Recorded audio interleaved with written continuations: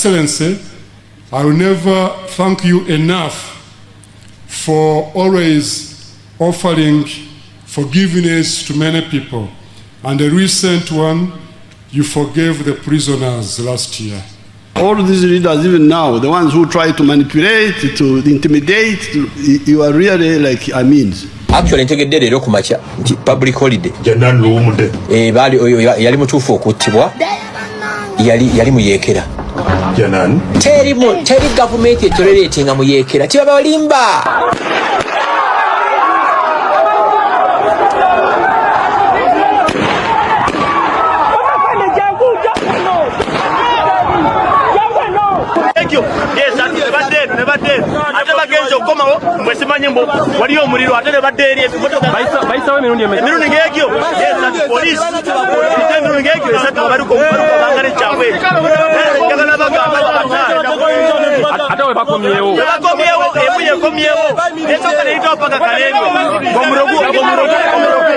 Kyagulanyi we namulaba nga ali ku malaale Gomba n'agamba mbu nambooza mutegekere empuuta. Awo nakoma okutegeera. Wakoma okutegeera. Daga nzija mama ngenda kujjakaawo. Ntegekere njala nye empuuta. Ekyeggulu njakirira. Abaana b'abantu bali mu makomera olw'obulimba bwo ng'oli mu comedy. Kati nyina katwiti akalake nalabye ng'agamba mbu nga acknowledge nga birthday greetings bamuwadde. Wadde ndi lonely ndi mu hideout nezo nanziraba. Jesus. Ekizibu kye nnina ku bantu nga Frank Gashumba n'endowooza zaabwe kwe kubeera nga bagamba otisa osibisa abaana ne tebakwesioninga atta n'asiba bo tebamutunuulira batunuulira atta kozi twanitunuulidde amateeka ne tugamba nti ono gwe bagamba Kyagulanyi akikola mu bumenyi bw'amateeka tinedda babakwatira ki ensonga weewaawo kale nno tugenda kwongerayo enteekateeka eyo. Omukulu amanyiddwa nga Kazimba Mugalu Munadin avuddeyo n'asiima era ne yeebaza Gen. Yoweri Kaguta Museveni olunaku olwaleero mu kujjukira omugenzi Janani Luwumu. Namugamba sebo sisobola kukoma kwebaza olw'omutima omulungi olw'omutima omusonyi gw'olaga ensi eno era nga n'omwaka oguwedde wasonyiwa ba political prisoner wasonyiwa ba prisoner. Tugenda beera nga tutuukayo ewa Dr. Samuel Kazimba Mugalu. Mwami Museveni akyaliddeko ye ne mukyalayo ku malaalo aga omugenzi Janani Luwumu okubeera nga apayinga respect. Mu ngeri emu waliwo abavuddeyo oba oliawo abazze batugamba nti omugenzi Janani Luwumu yayina obunafu ng'omuntu, ayina ebintu byalaba nga birina okutaasa bannansi ne n'abitwala ng'ebyolusaago n'olubalaato. Yagenda okujjukira okuba ne kyakola ekituufu ng'obudde buyise. Kale nno ng'abandi badde bamukwasizaako bagenda dda ekyaddirira naye kumutwala. Kale nno bagamba nti Janani Luwumu naye yayina obunafu bwe ng'omuntu. Tugenda biwuliriza buli omu ompe endowooza yo. Mu ngeri emu tugenda beera nga tutunuulira omuliro ogukutte ekkolero ly'aba Nnayuganda abakola entebe biki furniture emabega w'ekitebe kya NUP. Omuliro guno bannannyini muliro bannannyini furniture eno banenya poliisi okujja n'ebimotoka ebikalu nengeze kuzikiriza muliro. Wakati mu kubuuza ebibuuzo bavudde mu mbeera ne bakasuka amayinja, then poliisi n'esumulula amasasi era gavuze ne ganyookera ddala. Tugenda beera nga tutuukayo. Speaker Anita Among entebe naye eri awo atudde matiitiira. Ebigambo biva eno Nobert Mao agyagala ate Pasis Namuganza naye agyagala. Namuganza alina byayogedde kati tebasobola kubeera na sipiika nga ssebo tasobola natambula genda mu mawanga aliko envumbo za kulya kwonoona nsimbi za muwa musolo. Tugenda beera nga tujja katusuubule ku lutalo olwo tulubaleetereko. Andrew Mwenda yavuddeyo na exposinga ebiri mu Uganda Airline ne ku mukyala Jennifer Bamutuulaki. Kakati Andrew Mwenda kye yakoze kye neewuunya ku bantu abayivu. Bwe baali bakunya Bamutuulaki, Bamwenda baali ate basapootinga Bamutuulaki. N'abakulu bangi mu NRM nga tebaagala Joel Ssenyonyi ayogere ku Bamutuulaki. Ne batuuka n'ogamba Joel Ssenyonyi yali ekyoja mimiro. Kakati Mwami Museveni we yavaayo n'akwata ku nkoona Bamutuulaki. Bano ba elites batulaga nti akati bazze balage ensobi Bamutuulaki ze yakolanga. Bannaye katujje tutandike video.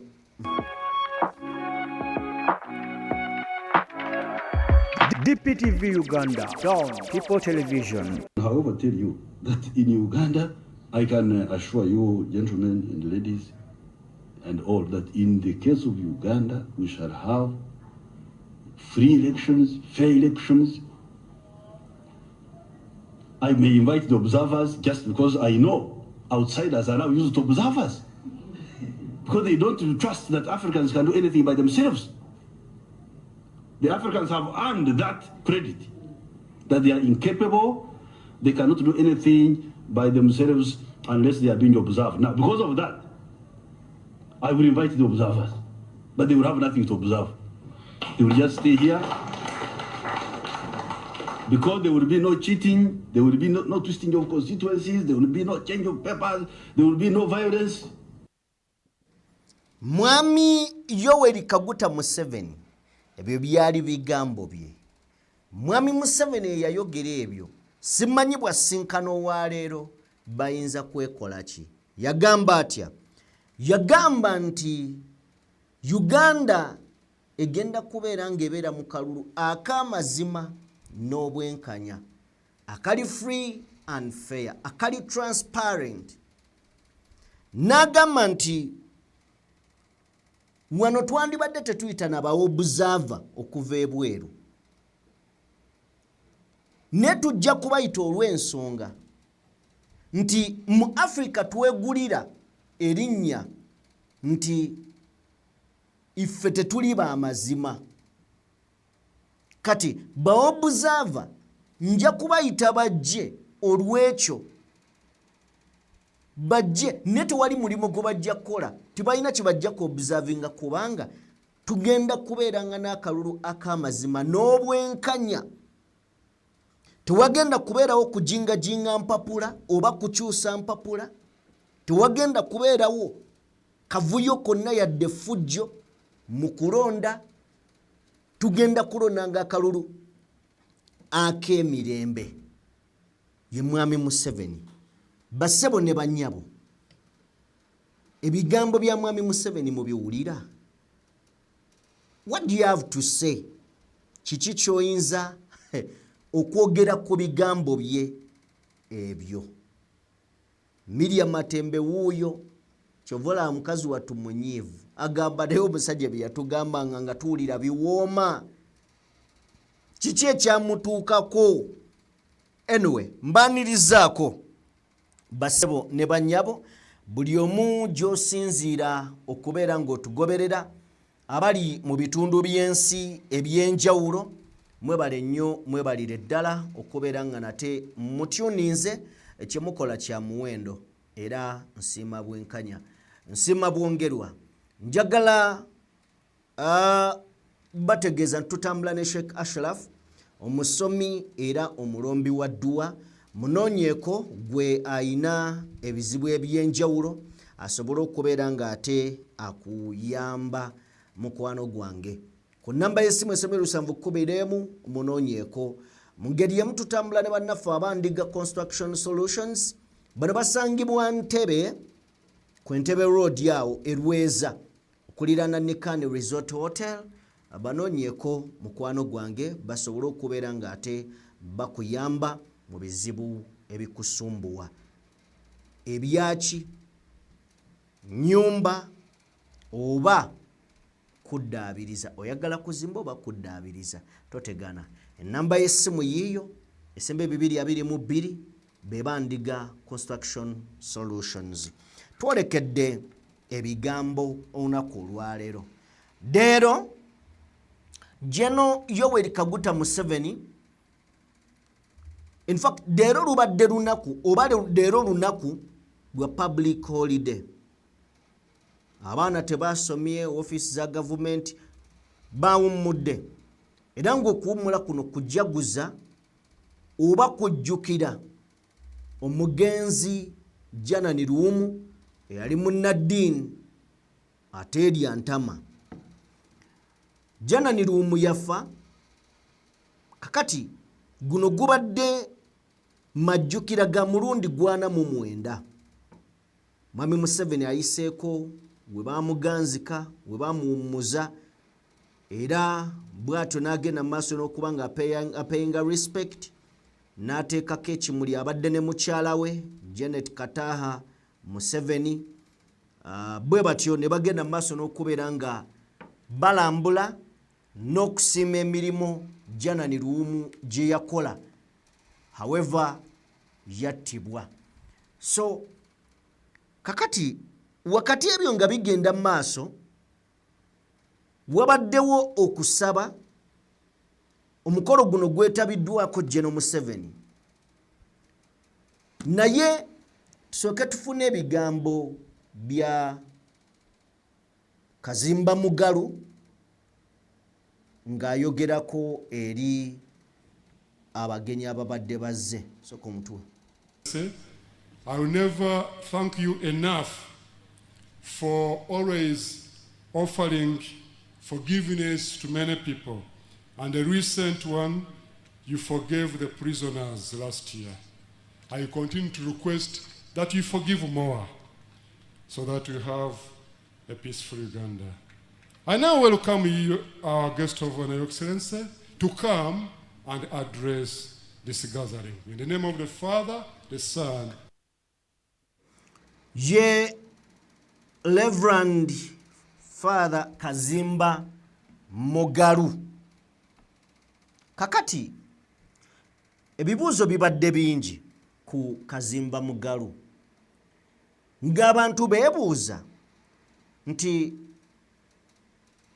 Oweekitiibwa Kazimba Mugalu okuvaayo n'agamba General Museveni nti asiima emirimu gy'akola era n'amwebaza n'amugamba tasobola mwebaza kimala kitegeeza omuntu akola kintu kya njawulo nnyo nti tasobola mwebaza kimala asaanira okumwebaza n'okusukka okumwebaza era n'amujjukiza olw'ebikolwa ebyekisa General Museveni byakola ng'omuli okuta abasibe era n'amujjukiza omwaka oguwedde yata abasibe.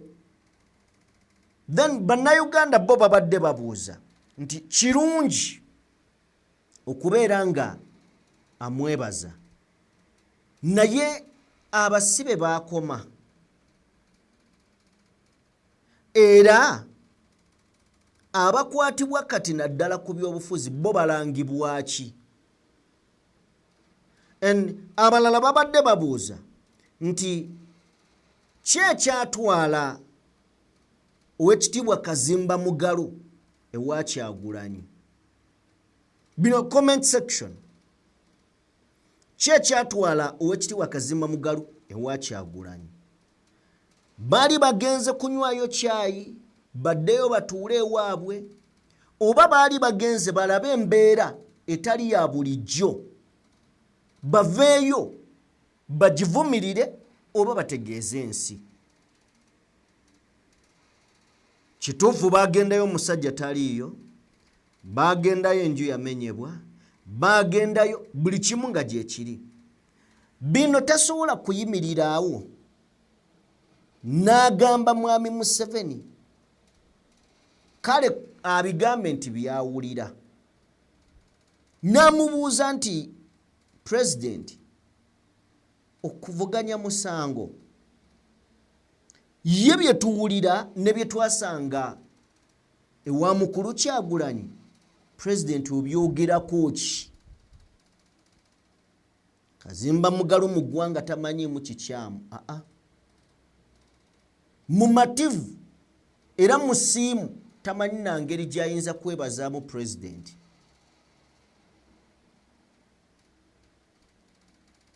Kirekawo ebibuuzo ku mugaso gw'abannaddiini ku bantu be bajjamu ensimbi oba be bagamba nti basumba oba balyowa, era kireeta ebibuuzo ddala basajja ba Katonda oba basajja bansi.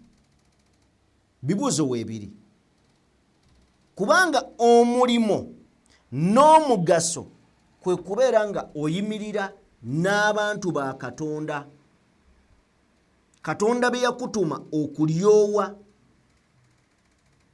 naye tulaba nga bwazze bino tataganye na bikoonako abirese ebbali. Kituleeta ku lwaki bakuza olunaku lwa Janani Luwumu. Janani Luwumu yattibwa ng'ekimuttisa kubeera voko, kuvaayo n'alwanirira eddembe ly'obuntu, n'abo bayimiridde awo ku lw'ekyo kye yakola. Naye abayimiridde awo bonna simanyi oba ddala balina olukusa oluyimirirawo. Ngamba bannaddiini simanyi oba balina olukusa, kubanga ne mukadde nga balina omukisa ogwogera n'omukulembeze w'eggwanga, tebalina kigambo kinyigiriza abantu n'ekimu kye bamugamba.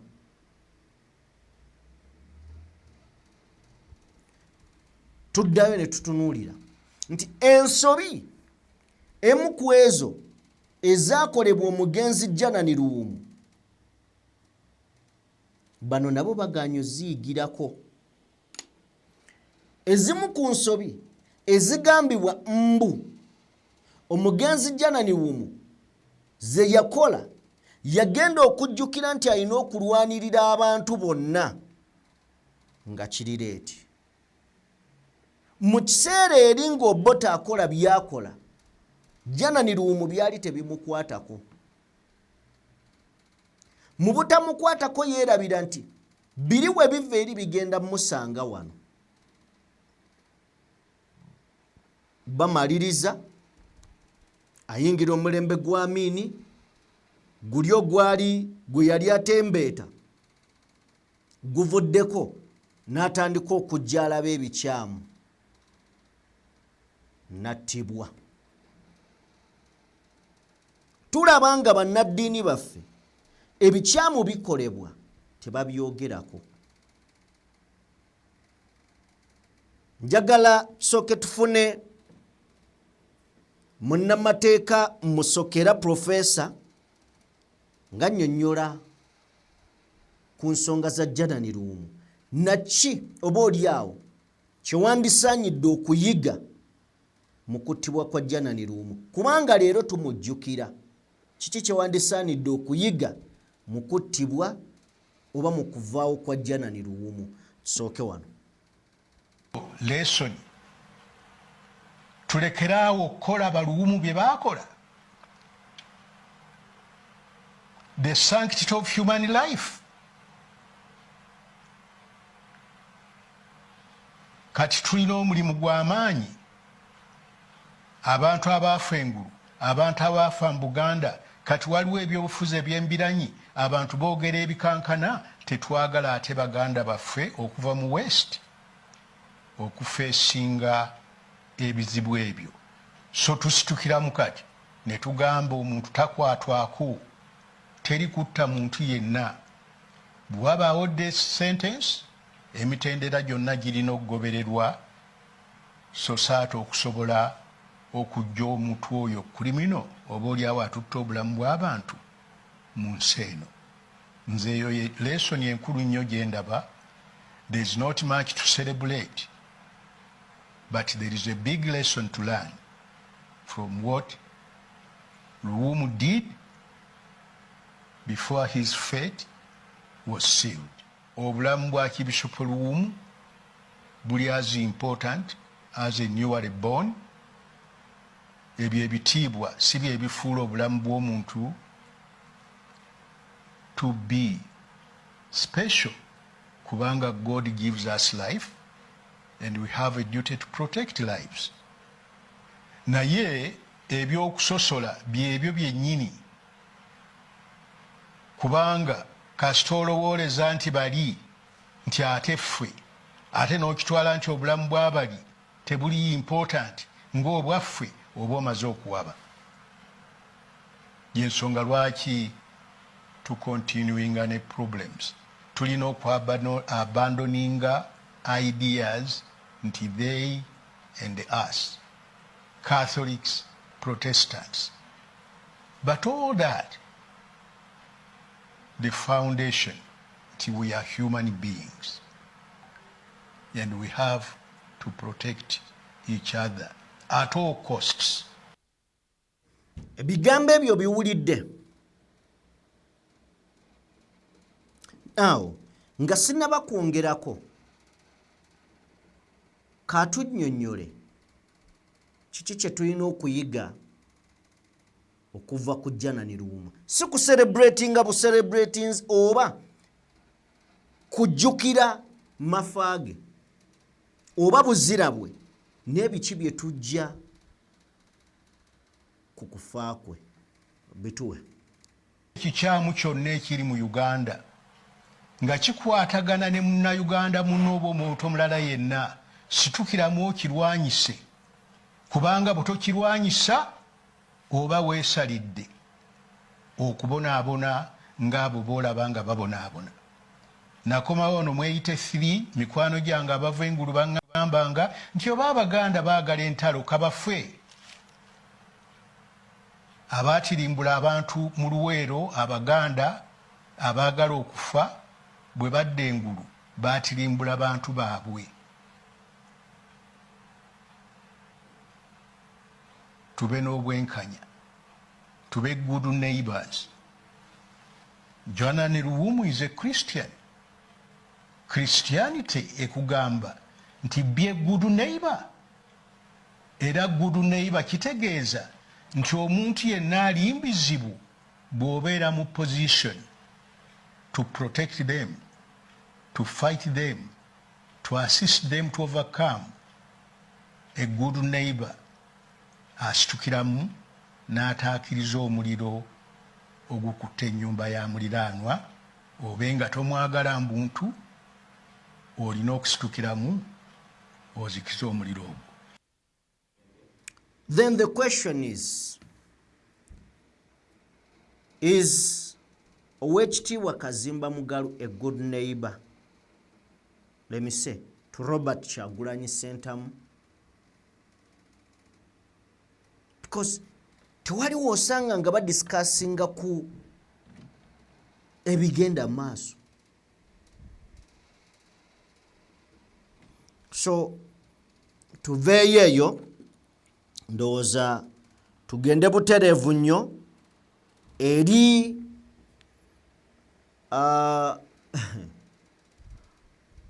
mbebaza mwenna abatambula naffe, mwebale nnyo, mwebalire ddala. Video gipeere like mukwano gwange, mwenna mbatumirako mikwano gyange abatugoberera, kyemukola kya muwendo. Kakati bwe tubanga tuvuddeyo eyo, ebyakalulu byo tebinnaggwa. Ebyakalulu tebinnaggwa. Waliwo atutte petition akuŋŋaanyiza gazeeti n'agamba ekisooka ebyalangirirwa mu kalulu kano tabikkiriza. Agamba bw'obala omuwendo gw'abalonzi abaalonda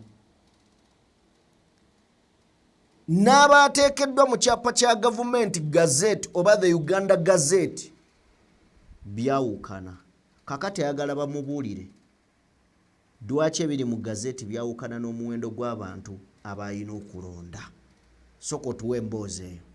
Ebyokulonda okulangira eyawangula akalulu ku kifo ky'obwa pulezidenti ngina ku mwezi 17 omwezi oguwedde. Kati leero Kanti Rogers ono nga muntu wa bulijjo avuddeyo okuteekayo okusaba kwe eri akakiiko k'ebyokulonda nga yeemulugunya ku mbalamu y'akalulu gye baakabala abamu. Kyagambye nti bw'obaayira omuwendo gw'abantu bwe baabala abalonda abamu n'obulu bwe baabala tebyenkanankana. Ekindeese kirabika ensi twagisuulirira. Akalulu akawedde mu kalabye kabadde tekaliiyo. Okuleeta petition eno nga nsaba akalulu kano tekaali ka bwenkanya n'omukulu omu wetwogerera kati tanalabika tebamanyi tegyali ensi mwe tuli kati erabika si yaffe. Akalulu kano bakatadde mu gazeeti nga kalaga details ze bayitamu okufuna obululu bw'emitwalo miliyoni 7 mu mitwalo 9,6 kali mu gazeeti ya Uganda. Bano be ba pulezidenti obalaba bali ku gazeeti. Kati amazima gennoonya nga ajja wano. Omukulu ne musaba bwe tuba tugenda kola edit ey'akalulu agatte ebintu bino nyambaako wano agatte ebintu bino atuwe declaration forms eza Uganda yonna mwe baava okufuna ku kalulu kano gye ne baluwa esaba naye mu kusaba kwayo emabega ntaddeyo gazeeti eyo kubanga gazeeti ge mazima ge mutaddeyo kati nga tonatuuka ku mazima gano wayiseewa. Sikiwanga abantu bano balonze miliyoni 7 zalonze Museveni kati ate bogata miliyoni 2 zino zonna akalulu kano n'omala okagatta toto gye kaleeta si abana Uganda balonda kiba kiraga batukyaye ensi yaffe. Loojo okwemulugunya kwe akulese ku kitebe ky'akakiiko k'ebyokulonda mu Kampala ku 7 Street kwasiza Kanso George William Alinyo era ng'agamba akuumye ennaku 14 ezitambikwa mu ssemateeka. Okusaba kwe kwataddeyo okwemulugunya kwe kuddibwemu agamba nti ye ayagala bamulage enkola gye bakozesaamu kubanga bino bye baakola byakukyaya abantu ensi yaabwe ng'enkola eno gye baakola yagali bengali. Kyagambye nti yewadde bannayuganda bangi baayitamu ensi yaabwe okuvaayo yetagenda kugikyawa kuba munnayuganda. Ensi omutali constitution ensi obo bajjirako network nga baguze biometric machines kati oba okola ki tubeere b'amagezi ku nsi eyaffe tetugikyawo okugimalayo. Nze nsaba abagiraba nga mwagikyawanze sigenda kukyawansi simanyi baavaawo okunzaalirawo kiba 14 days baba banziramu sinza abanoonya kati bawadde entegeera yange bandaga amazima gaali. Era akuutidde bannayuganda abakola ensi yaabwe obutagyetame balala abandigyetaaze okuwaayo endowooza zaabwe nga bakola ebiri mu ssemateeka w'eggwanga. Mukulu Kanti ndaba ensi nga twagikyawa abamu bibinkwatirako wa abamu nze ensi nagikyawa abaana tebakyasoma ensi twagikyawa kye baagala tukole. Kanti wano wasinzidde n'agamba nti kino kyakoze avudde ku bannayuganda bonna era n'agamba nti ye ku ngombo egerwako ey'abantu ab'enjawulo okuvaayo okubanja obulu bwabwe ye atandise leero ng'ayita mu mateeka agalambikibwa mu ssemateeka w'eggwanga. Etandise leero kabanje etandise leero. This is the true kabanje. I've written to the EC. I need the audit. Kenneth Mirimu, Igoti. Okay. Ye nteekateeka y'omukulu bw'ati agamba kabanje etandise. Si byakuggwa tebigenda kumala gaggwa bityo. Tebigenda kuggwa. Agamba musaaga. Anyway, tuveeyo tugende nga situna bavaawo olowooza enkola yene n'akola oba buli omu agezeeko kyasobola ojja kumpa endowoozayo. Kakati omuliro gwakutte ekkolero lya Entebbe furniture nga bw'olengeraawo ekavule emabega w'ekitebe kya NUP. Obunkenke bubadde bw'amaanyi naye ate embeera etuuseewo bazze n'ebimotoka by'amazzi 3 okusinziira ku babadde bagamba nti byonna bizze bikalu. ebimotoka byonna bizze bikalu ne bisooka ne biyitawo ne biddayo ne biddamu ne bijja ne biyitawo ne biddayo ne bikomawo omulundi ate ogwokusatu neera ogwokusatu bizze temuli mazzi kino kitanudde abantu ne babiwereekereza amayinja ekizzeemu gabadde masasi ge gatokose ojja kutuwaako ku mbeera ebaddewo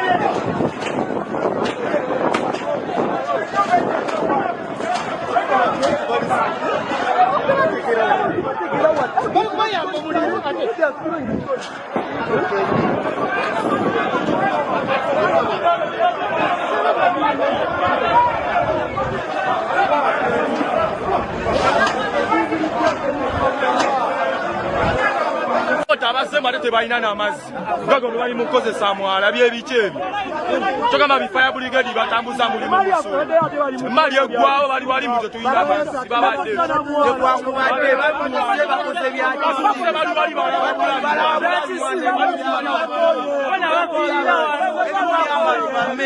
laba entebe zonna ziyidde zonna ziggwawo etubi abantu bonna biweddewo balina kukozesa mwala bemali apena nawe weddewo bakozesa na mwala boyi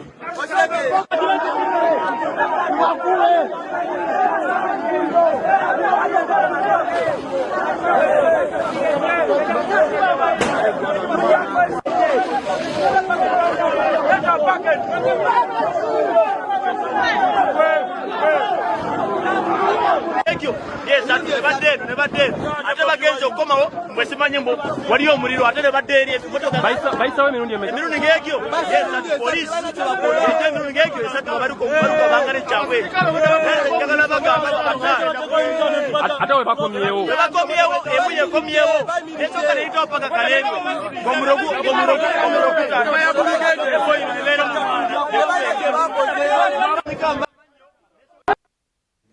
kakati eyo yembeera ne emmotoka zaffe kambuuze emmotoka za tiyagaasi olumu zijja nga temuli tiyagaasi oba ye mateeka alina okubaamu kubanga lwaki ezaawoota ezisinga temuba mazzi kyokka omuniga agambye mbu bajja wano bakozesa mwala sebo obadde oyagala bakozese gali omwala teguzikiza muliro kwegagwa omwala tegazikiza muliro abasajja temubakalubize wabanga wabadde amazzi mwandibalese nje bakola omulimu gwabwe kuba mukitegedde bazze tebayina eyo nsobi of course niwe wabanga webbali waliwo agaliwo gonna agaliwo ge baba bakozesa twali wano ne Mogani twali wano waliwo akatambi ketwalaba ng'era abasirikale gana ge bakuba abantu mu bimotoka nga baganyweyo mu mwala Mogani n'ambuuza bulijjo baganyweyo n'aba abalaba ne baga mutukube waakiri ku mazzi amalungi mutukuba muti omwala Mogani n'agamba waayi ekitegeeza bulijjo batukubagano tegalinaamu njawulo nga tewali njawulo naye nga lyakubye wootegerera speedi gye lijjirako anyway kale tuveeyo saidi zeeyo byebyo tebibadde birungi yadde n'akatono bambi emaali y'abantu eweddewo etokomose nefuuka muyonga mwereere bwe tuba nga tuvuddeyo kakati tugendeko ewa Pasis Namuganza. Pasis Namuganza ono alwanye n'entalo oyo gw'olaba yayinako olwa Kadaaga yayinako olwa Speaker Amongo kakati akomyewo. NRM egamba nti bakomezaawo Tayebwa n'Amongo naye abagala okwesimba kwa Amongo bo weebali ku bwa Speaker. Ensonda ez'omunda zigamba Nobert Mao ayagala era ye kennyini mu bigambo byagambye ddala mundaba nga atasobola kati n'abeerawo nga takimeekinze clear naye ng'owaayo osobola owulira okusinziira mu njogera ne toni. Kakati ye Pasis Namuganza agamba nzize nkyagala tetusobola kubeera mu ggwanga nga tulina Speaker ng'ajjuddeko n'enziro ey'obutagenda mu mawanga g'ebweru nga bamuvunaana obuli bw'enguzi. Eggwanga teryetaaga Speaker bw'atyo lyetaaga Speaker n'alikiikirira nga tewali kyakweraliikirira. Siteekamu ebyange soko tuwe Pasis Namuganza. That does not deserve a Speaker tainted by any allegations of embezzlement, misuse of public funds, or international sanctions related to the suffering of the poor. Greetings to all Ugandans. Owulidde kakati ye Namuganza akyewulira awa n'ensonga ze lwaki Speaker asaana akwate ekkubo adde ebbali. Asaana akwate ekkubo adde ebbali. Kakati ensonda ez'omunda ziraga nti bangi baagala kujja besimbe ku Anita Amongo naye yakabeera open ye Pasis Namuganza. Abo bo bayina bato zaabwe. Abo bayina bato zaabwe abo. Kakati ndowooza onaagaagwe nja kujjayo onaagaa bw'oba gwoze ate kankaluba onampulira. Kakati Thomas Tayebwa eyali asuubirwa yagambye agenda kumubaakinga for now amaleko ekisanja kye myaka 10. Kakati oyo ye tetukyamudisikasingako tusigazaawo n'abalala abanajja ffe katulinde bulinzi nkinaava mu bakulu. Away from that side ojja kunzikiriza tugendeko ku Uganda Airline.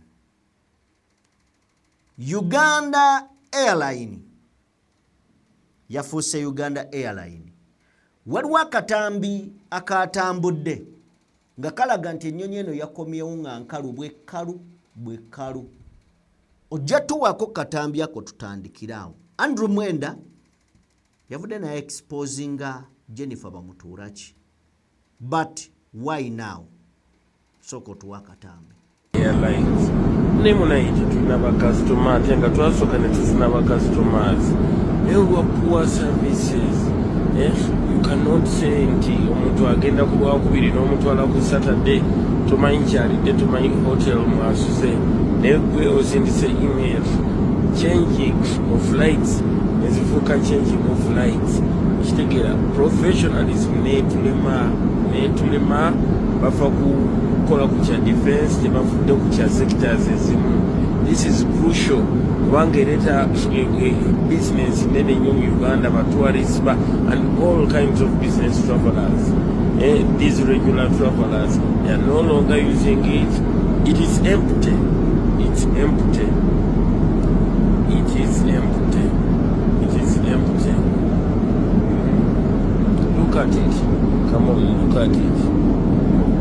Look at it.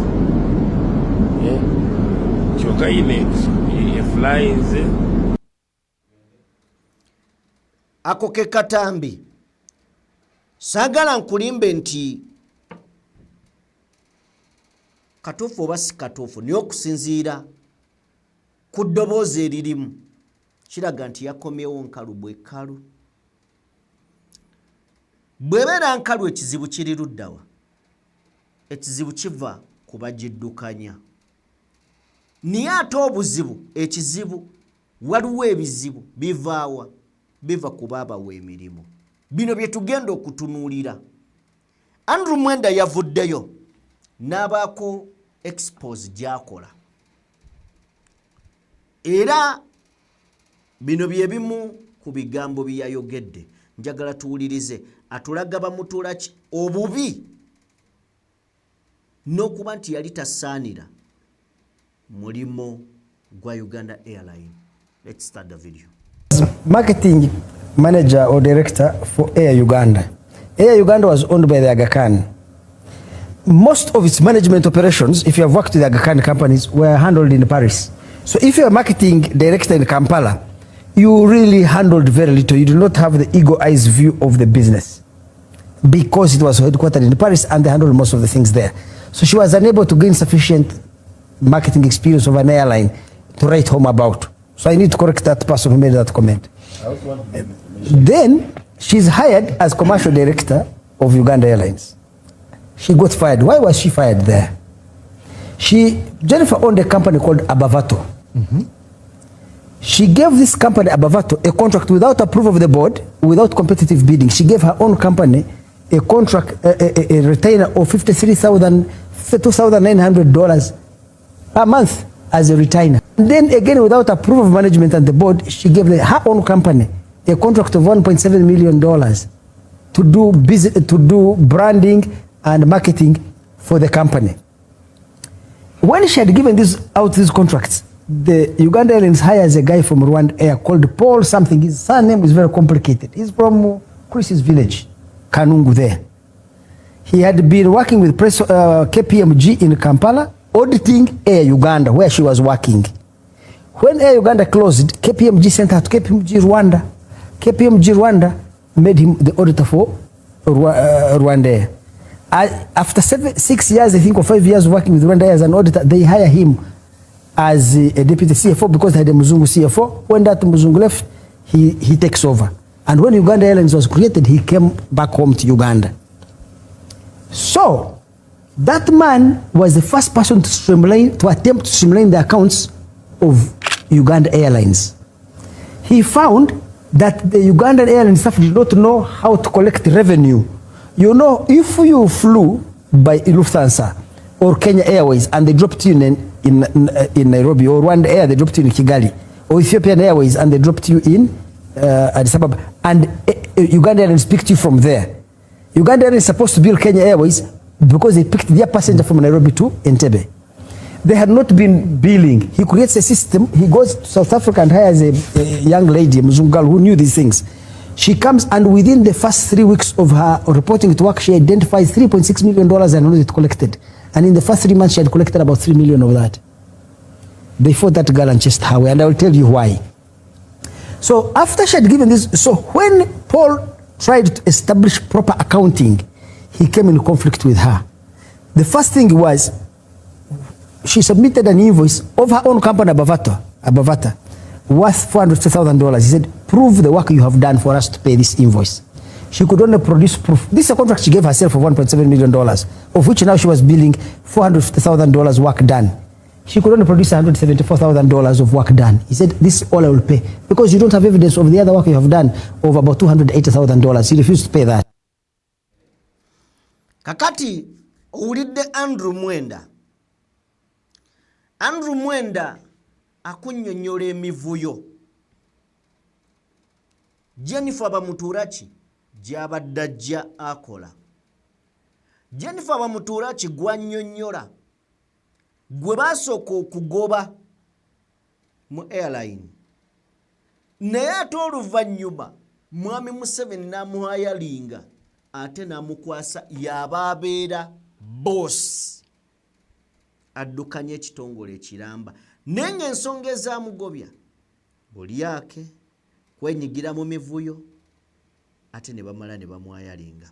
Ntero bagamba cause abadde annyonnyola ku mwami gwe baaleeta abalirire n'okutunuulira Uganda Airline bwekola. Ne n'alemesebwa era ne bamugoba. Mu bitongole omuntu bw'ajjanga mukozi ayinza okulemesebwa singa asanga nga system nfu. Kino kiwerako nnyo example nti abantu bangi abali mu gavumenti ya Mwami Museveni nga baagala okukola era nga bakozi. Naye olwa system bwe batuukayo batagala ne bibasobera ne basubira bamaliriza system ebamize nabo ne bafuuka babi. Kakati kyekiri mu kitongole kino njagala twebuuze Andrew Mwenda dwaki obudde buno dwavaayo najjayogera ku Bamutuurachi? Kubanga waliyo ennaku emabega ezaaliko nga Bamutuurachi waliwo abamunoonyerezaako era nga bamanyi obubi bwe. Andrew Mwenda dwaki research ono amukoze kati? Ekizibu ekiri mu Uganda nti abantu abasinga abawagira gavumenti ekinne bwe kibeera kibi nga kivundu kiwunya nga kiri awo kiruutinga nga n'enswera zikinyookako tebasobola kugamba nti ekyo kibi kyonoonese. Okutuuka mukama waabwe Mwami Museveni dwalivaayo n'atekinga action nabo ne bazuukuka emitwe. Kubanga tusobola kuŋŋamba nti emivuyo gyonna egyaliwo Mwenda yali tamanyi, yali amanyi. Naye balinda mukama waffe agambye ki? Munaye bwe twogera nga mukama waffe kyayagala si nti ebibi babiraba ne tebasobola kwogera ne basirika olw'okulya. Bwe bimala okutuuka ne balyoka bajja beefuula abagezi ku mativi n'amarediyo. Kaka kye tugenda otunuulira ye Bamutuurachi. Katambi kano nzize nkabawa naye ne bwe kinaba kyetaagisa kabawa emirundi 5 nga kyetaagisa tujja kujja tukabawe. Njagala osooka otuwa akatambi akasooka ako. Okuviira ddala mu mwaka gwa 2019 kubanga okuviira ddala mu mwaka gwa 2019 kampuni eno lwe yaddamu okukakkalabya ono abadde yeenyigira mu volongoto mungi ekyaviirako okumwanika ng'omuntu atasobola mirimu. Omulimu gwe yasookera ddala okukola mu kampuni eno nga kyejjeezuukire gwali gwa kitunzi nga gwe gwamuviirako akabaata akasinga kubanga mu myezi egyasooka yali akoze ensobi ezaafiiriza ekitongole omwali okupangisa kampuni bakolera omulimu gw'okusuusuuta ennyonyi ku buwanana bw'ensimbi ezaasukkamu ezo ezaalina okukozesebwa. Ono aliko n'ensimbi ezisukka mitwalo gya $40 ze yayisa okusasula kampuni y'emwe ekola ogw'okubasuutasuuta so nga mu mazima amatuufu balina kusasulwa $17,200. Mu myezi 6 gyokka bwe giti Bamutuurachi yali akwatiddwa ku nkoona. Kakati awo wenjagala weebuulize ku mivuyo egyo gyonna gy'owulidde emyezi 6 bamugoba. Kyenjagala weewuunye oba weebuuze gwe baagoba olw'emivuyo nga yatennatuuka na ku ddaala eriddukanya ekitongole okubeera boss, lwaki baamugyeyo mu mivuyo egyali gyamugobya ate ne bamuleeta ne bamubuusa bubuusa madaala? Kakati tusooke tufune akatambi kano then nzije. nekusifumba bakulu mu kitongole zaamwerulira ekkuba eddala kubanga zaali teziggwa olwa buli omu okweyagaliza ekyaviirako abakulu bangi mu kitongole kino omwali n'akikulira Conley Omuleyo okuwummuzibwa ku buwaze. Waitambale nga n'abakulu abalala abatuula ku kakiiko akafuzi Beppo ne Minisita omubeezi ow'ebyentambula Joy Kabasi nabo basenzeddwa Lutinga Kkere. President Museveni yavaayo n'akyogerako ati nti bano ye yabeegobedde olw'omulugube n'obulabbayi gattako okwagala okwekkusa. Nga bano bamaze okufubutulwa bamutulandirira obanga omukulembeze anaamukakasa ku bukulu buno era kino ne kikolebwa nga 5 Julayi n'akakasibwa awataali kugoberera mitendera egirambikiddwa mu mateeka. Nga tannabugumya Nambooge Kachicha gwe yajja akola nga tannatuuka mu kifo kino bangi baayagala ayanikibwe kyokka ate ne wajja wabaawo vulugu omulala mu budde obwo eyayanjibwa alipoota ya ssaababalirizi w'ebitabo bya gavumenti ey'omwaka 2023. Akakiiko akalondoola ensaasaanya y'ebitongole bya gavumenti mu paalamenti aka Kosase kayagala okumanya ku byali mu alipoota eno ne kasalawo okuyita abakulu mu Uganda Airlines babitebye. Bamutulaki bamutuuyanyiza mu kakiiko olw'ekitongole okufiirwa obuwumbi 168 ekitundu wakati w'omwaka gw'ebyensimbi 2019-2020 ne 2020-2021. Alipoota ya ssaababalirizi era yakizuula nti kampuni eno yakola obuwumbi 48 n'obukadde 600 bwokka kyokka nga yo yali eteereddwamu obuwumbi 340 obukadde 600. Kyazuulwa nti era bano baakola okugula kwa mirundi 25 nga tebagoberedde mitendera mituufu ne basaasaanya obukadde bw'ezaaku n'obusoba mu 3. Emivuyo egyazuulibwa mu nsaasaanya y'ekitongole kino wamma ggwe gyali mingi ekiyitiridde ne kituuka n'okuleeta webibuuzo ku buyigirize bw'omukyalo ono okubanga addukanya ekitongole ekinene obwenkanidde awo. Kakati bino byonna bw'obiwulira kikulaga enguzi, kikulaga si bunafu naye ebintu ebikolebwa mu bugenderevu. Oli mu mujjeeri nga mivuyo buli yake na biringa ebyo ne mumukwasa ate ministry namba agitwale bw'abanga bidde eri kati eno kikye musuubira okubeerayo. Kakati ne wana era yakola mivuyo okitegeera naye mukola emivuyo waliwo abaali balwana aleme kubeera nga addukanya ekitongole abo bo babanyigira eyo wansi najja n'kibeera kwe kutwewaanirako kuli nti kino guno omulimu kirabo kyange. Ani yali amuwadde ekirabo? Simumanyi gw'omumanyi? Abaavu oba yaani tuulira abaavu.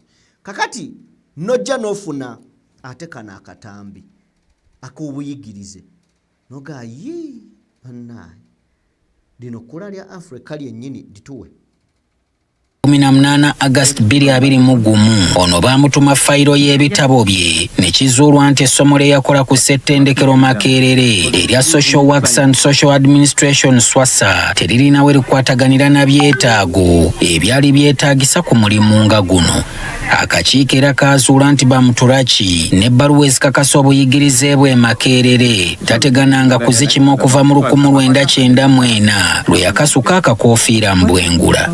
Kyokka ono yeewozaako nga bwe yasoma ebbaluwa mu mbuuka z'ennyonyi nga kale okwesiba ku digiri emu kyokka tekimala okugamba nti talina busobozi bukola mulimu. Bano baasigala bamunenya okukola emivuyo okugeza bwe yasasula bannamawulire b'okumutimbagano obukadde obuleeyo mu 1560 nga talina tteeka lyonna lyagoberedde ng'ayagala akayimba bayimbe kamu nti Uganda Airlines yeesinga kyokka endagaano gye yakola nabo n'agikuba emitwetwe. Tiwaliwo ne tiketi z'abasaabaze lwenda nnamba ezaasasulwa ate ne zitayingizibwa mu nsimbi kampuni zeekola nga zibalirirwamu obukadde 982. nti Uganda Airlines era yali teyinza kwetuukira ku ssundiro ly'amafuta ga nnyonyi kugeegulira ng'eyita mu bantu balala nabo abaagisabanga omusimbi omungi ogusukka ku bbeeyi y'amafuta eri ku katale. Tiwaliwo ne lwe yakyazaako abagenyi 600 ne bababalirira obukadde 778 n'obugwamu okubalabirira nga bw'oyawuzaamu buli mugenyi bamumalirako akakadde kamu emitwalo 3. Ebyogerwa nti ennyonyi ezaagulwa nkadde bulala nga tezikyalina na byuma oba sipeya ku katale kyakanganya ababaka abaalabula nti n'obulamu bw'abazitambulirako bwennyini buli mu matigga. Ensonga y'obusosoze mu mawanga nga bagaba emirimu nayo yakoonwako mu alipoota emu ey'ekyama nga bagigabira ab'eŋŋanda zaabwe n'okubeera n'abaana n'ebyana mu kitongole beppa emisaala emisava abanene nga ne bamutulakimu omutwalidde gye babadde beegabira nga nabyo birina bye bijigijja. Ennyonyi okusazaasazaamu eŋŋendo zaazo ekyaviirako abasaabaze okufiirizibwa ebitagambika kyokka abakulu ne beetuulako bwetuuzi. Byonna bangi baabiraba nga bisembeza kitongole ku ndebolebo za ntaana. Bamutulaki waafulumidde Uganda Airlines nga waliwo okunoonyereza okupya okwatandisa okukolebwa ekitongole ky'abambega ba poliisi n'akakiiko k'amaka g'omukulembeze akalwanyisa enguzi nga balingiza mu bulabbayina obunyazi ebibadde bikolebwa mu kitongole kino okuva mu mwaka gwe kyaddamu okukola. Wabulanga omulimu gwa Bamutulaki busaasaanye nga luyiira okukakasa nti omuntu addamu okuweebwa omulimu guno tabeera mu byakwekulumbaza nga kigenge anti olwoba okujja nga kikuba embuga. Wenjagala okubuuliza abantu abavaayo nga Andrew Mwenda obudde buno bigasse eggwanga. Ndabanga abatayinaawo makulu ndowooza yange kubanga saagala tugambe nti baali tebamanyi, baali bamanyi naye olw'okuba nti bo tebalina mitwe, omutwe gwabwe ye General Museveni amala kakasa kintu nti ye takyagala nabo ne baba nga tebakyagala, amala kakasa kintu nti akyagala ne bwe baba tebakyagala bagamba baki, ne baba tebakyagala bagamba bakyagala. Omukulu ye kyakoba nabo kye batambulirako. Kakati tugambe ki? Ffe tusukkeko wano tetugenda. Yenze Sajjime badde ne Morgan Kulensi era nga yali ku mapeesa. Katonda omulungi ow'ekisa abatukuumire. Tubagala nnyo, mweraba.